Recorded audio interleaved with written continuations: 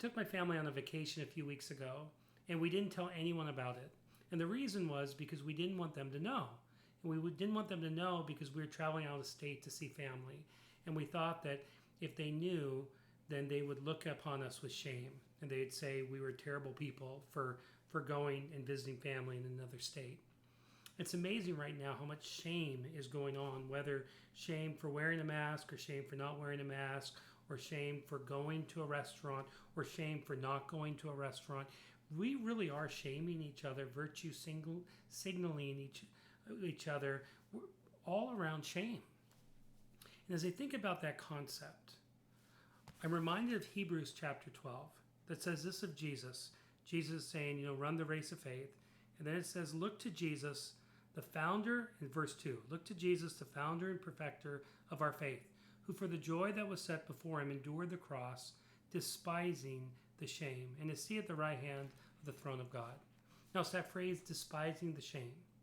You see, in Jesus' day, everyone saw the cross as a shameful thing.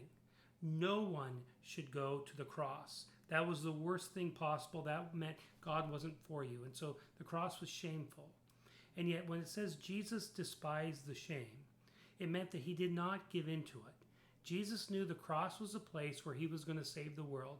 And even though the whole world said, don't do it, don't go there, that's too shameful, Jesus looks down to that kind of thought and instead goes to the cross and dies on the cross to save the world.